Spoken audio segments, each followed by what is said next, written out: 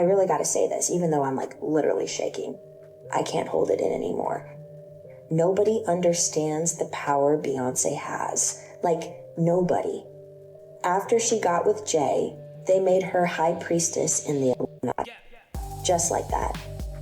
That's not a joke. That's some dark. But this isn't just about Beyonce. As if that was not enough, word on the street is that Ellen might have introduced Britney to Epstein. I'm not saying this as a fact, but there might be some buzz on that piece of information. And now, one of Hollywood's most recognizable actors, the man who made the film the industry tried to bury for 5 years, is allegedly connected to what really happened on that island. Hollywood handing that person, here you go, you can do whatever you want. No, it doesn't work that in the industry. We've come to a very, very dark place. This is what they don't want you to know. By 2007, Britney Spears wasn't just famous. She was untouchable. She was the princess of pop. Every magazine wanted her. Every network wanted to interview her. Every celebrity wanted to be seen next to her. She was bigger than Beyonce, bigger than Christina Aguilera, bigger than anyone. And then, in what felt like overnight, it all collapsed. The divorce from Kevin Federline, the custody battle, the head shaving, the paparazzi incidents, the psychiatric holds, the conservatorship that would last 13 years. Every single moment was public. Every breakdown was televised. And while Britney was spiraling on camera, the people around her, the ones who said they cared, had their own agendas.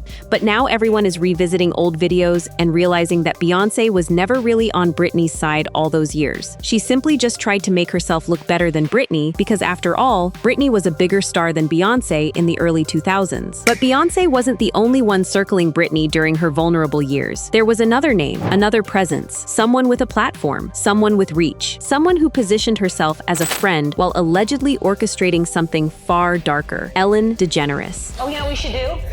Anything we want? Come on.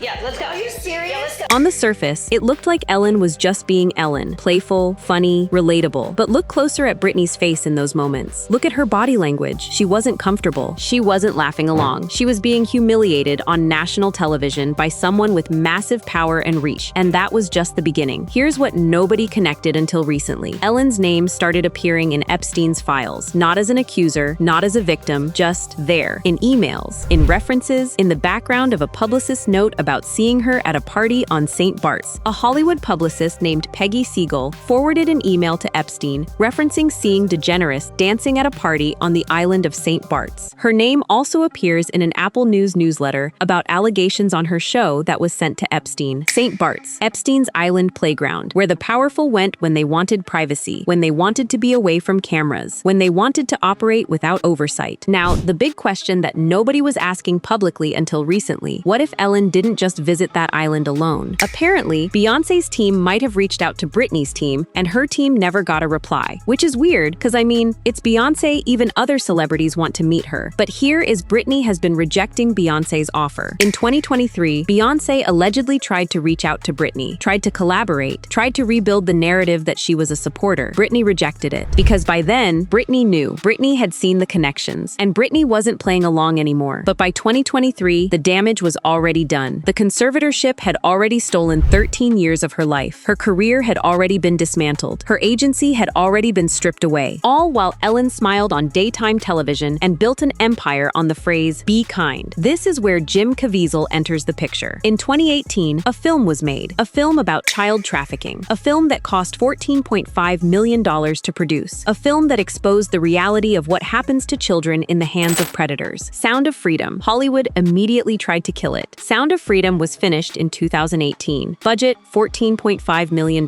It had a distribution deal with 20th Century Fox. Then, Disney bought Fox in 2019, and the film just disappeared. Not shelved with an explanation, not delayed with a date, just gone. Why? Why would the most powerful studios in the world fight so hard to bury a film about child trafficking? The answer is simple: because the film was making connections that powerful people didn't want made public. When Jim Caviezel went to Colombia to film Sound of Freedom, traffickers approached him and his crew openly. They asked if they wanted boys or girls. Children weren't hidden in that country. The exploitation was normalized, and Caviezel saw it firsthand. You know, when we were down in Cartagena, the guys would come up, traffickers, and they would, you know, right in front of us, ask us if we wanted niñas or niños, and little boys or little girls. But here's what's crucial. Caviezel didn't just make a film about trafficking in foreign countries. He made a film that, when you connect the dots with what we know now, implicates highlights the American entertainment industry itself. Hollywood handing that person, here you go, you can do whatever you want. No, it doesn't work that. In the industry, we've come to a very, very dark place. But there's a great light that's moving right now. Caviezel said it directly. Hollywood is a very, very dark place. He said people in power don't hand out opportunities without strings attached. He said there are forces operating in plain sight that most people refuse to acknowledge. And then he said something that made the room go silent. Epstein Island isn't the only island out there, and Tim Ballard takes down one of them. He was saying what everyone was thinking, but too afraid to say. Epstein Island was just one location. There were others. The networks of exploitation weren't contained to one island. They were systematic. They were embedded in the industry. When Sound of Freedom was finally released on July 4th, 2023, something happened that shocked Hollywood. It made $14.2 million on opening day alone. It beat Indiana Jones and the Dial of Destiny, a film about child made for $14.5 million that Hollywood tried to sit on for 5 years, ended up making $251 million globally. $251 million. That's not a niche audience. That's not a fringe movement. That's a 250 million people who wanted to see a film about child trafficking, a film the industry had tried to suppress. When Sound of Freedom crossed $100 million at the box office in August 2023, something remarkable happened on social media. Fans flooded Ellen DeGeneres' Instagram. Every post, every comment section, 2 words repeated thousands of times: Sound of Freedom. They were asking her directly. They wanted to know her position. They wanted her to respond to the film's message about protecting children. Ellen DeGeneres, someone who had spent nearly 20 years building her entire identity around Be Kind, who had a platform reaching tens of millions of people, never responded. Not a word, not an acknowledgement, nothing. That silence was deafening, especially when you connect it to what happened next. In January 2024, the Epstein client list documents were unsealed. Ellen's name appeared, and suddenly, the internet started asking questions it had been holding for years. Why had 2 people close to Ellen died in 2022? First, Anne Heche, Ellen's ex-partner from the late 1990s. When they broke up, Anne's career was effectively blacklisted. She wasn't cast in major films for a decade. She said Ellen had banned her from the show, which signaled to studios that working with Anne was a liability. I'm telling you now, like, red flag, red flag, red flag. I am going to be the original uncanceled.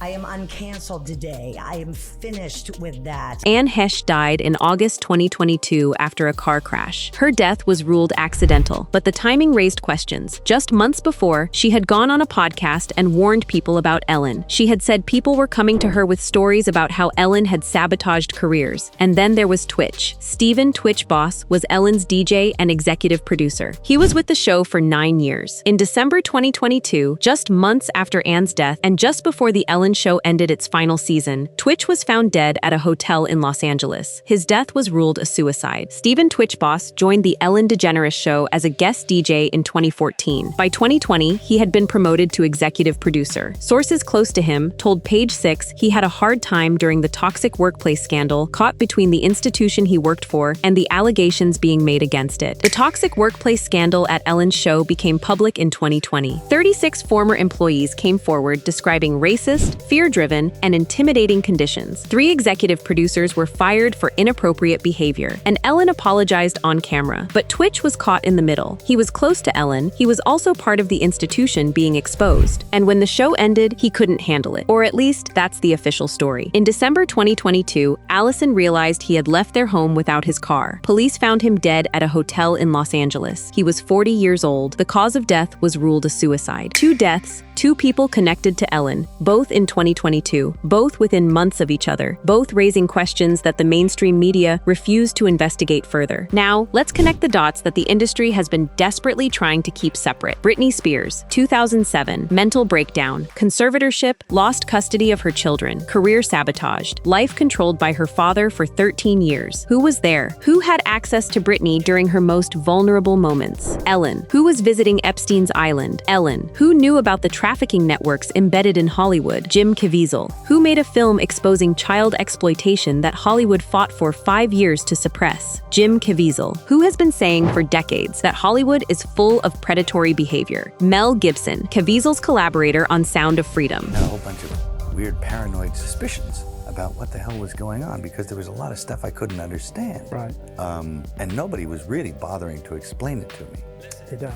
Gibson has been saying this since 1998. He's been calling Hollywood a weird town, where powerful people operate in the shadows and regular people don't ask questions. And Caviezel has followed in Gibson's footsteps. He's been public about the darkness he's witnessed. He's been vocal about the networks of exploitation. He's been connecting the dots publicly, knowing full well that it would cost him his career in mainstream Hollywood. Because here's the thing about Jim Caviezel. He's expendable to the industry now. He was already blacklisted after making Sound of Freedom. He had nothing left to lose by speaking the truth.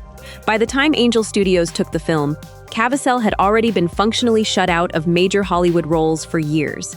Caviezel sacrificed his career to make this film. He sacrificed his career to expose the reality of trafficking, and he continues to speak about it, knowing that nothing will restore what Hollywood took from him. But what he knows, what he's been hinting at, is that the dots connect back to Britney. They connect back to Ellen. They connect back to the island. In January and February 2026, over 3 million files connected to Jeffrey Epstein were released by the DOJ. Ellen's name appears in those files, not as a criminal, but there, present, connected. And then, something remarkable happened. Ellen left the country. After a Netflix special and a 2024 stand-up tour, Ellen and her wife Portia Dossi bought an $18 million farmhouse in the Cotswolds in England and moved to the UK. Ellen publicly said she left because of Donald Trump's return to the White House and concerns about threats to gay marriage in the US. She said she left because of Trump. She said she left because of concerns about gay marriage. She said she needed to get away from the toxicity of American politics. But the internet saw it differently. The files dropped, her name appeared, and suddenly, she bought a massive farmhouse in England and moved away. The timeline got noticed, the screenshots got shared, the questions got louder, and Ellen has responded to none of it. Has not commented on the Epstein files. She has not responded to any of the questions the internet keeps asking. She has not addressed the Epstein files. She has not responded to questions about Britney.